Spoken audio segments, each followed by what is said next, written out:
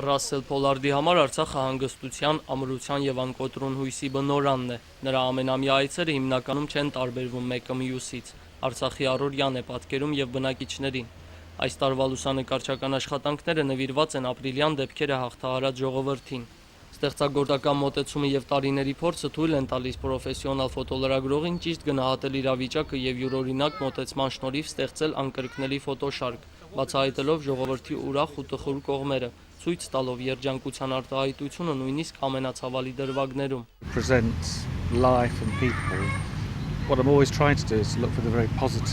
Այստեղ հրաշալի է, մարդիկ շարունակում են իրենց բնականոն կյանքով ապրել առանց հուսահատվելու եւ արարում են առանց վարանելու։ Ես շրջել եմ Արցախի շրջաններով եւ կատարել ահագին լուսանկարչական աշխատանք։ Մի կողմից կյանքին եւ այս փոքրիկ հողակտորը ամուր գրկած հայրենիների, մյուս կողմից սահմանամերձ բնակավայրերում ապրիլյան դեպքերի հետևանքները արձանագրելու եւ միջազգային հանրության ուշադրությանը ներկայացնելու համար։ Ցավով եմ խոստովանում, որ Բրիտանիայում Ղարաբաղը ուշադրության կենտրոնում չէ եւ իմ լուսանկարները չեմ կարողանում տպագրել թերթերում։ Փոխարենը կայք ունեմ, այնտեղ եմ ցուցադրում։ Արցախի երիտասարդության զարգացման կենտրոն հասարակական կազմակերպության նախագահը ֆոտոլրագրողի այցն օգտագործում է նաև արցախցի երիտասարդության հետաքրքրությունն այս ոլորտի հանդեպ շարժելու։ Երիտասարդներին հնարավորություն է տրվում ծանոթանալու պրոֆեսիոնալ լուսանկարչի աշխատանքներին ու կատարման մանրամասներին։ Լուսանկարչի յուրահատկություններն էլ սեփականը դարձնելու պահանջմունք է առաջանում։ Պրոֆեսիոնալիզմը երիտասարդներին գրավում է միանգամից։ Ռասելի այցն ամեն տարի է սպասված։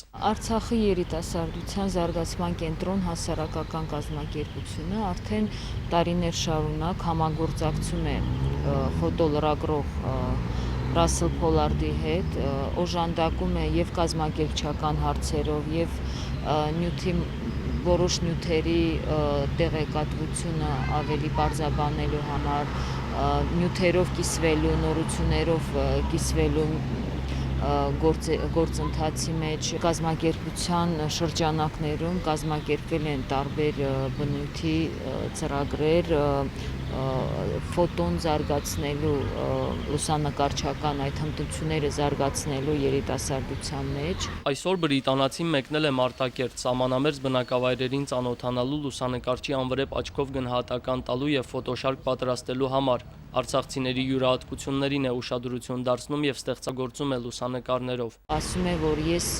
միշտ կլինեմ ձեր կողքին, ես ուզում եմ աշխարհին ցույց տամ, որ Ղարաբաղի ժողովուրդը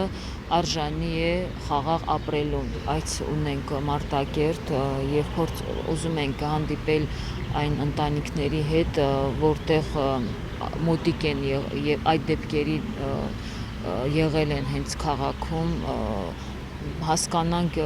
ինչպես են հիմա իրանք շարունակում իրենց կյանքը։ Այս տարվա այցը հատկանշական է նաև, որ Ռասել Փոլանդը իր ծննդյան օրը հուլիսի 25-ը նշել է Արցախում։ Բրիտանացի լուսանկարչի համար Արցախը երկրորդ հայրենիք է։ Այստեղ նա հանգստանում ու իր աշխատանքին նորովի է մոտենում։ Ասում է նաև, որ եթե հանկարծ ապրիլյան դեպքերը կրկնվեն, անպայման այստեղ է լինելու, փորձելու է օգտակար լինել հայ ժողովրդին։ Հարություն Մկրտչյան, Աշոտ Գասպարյան, օր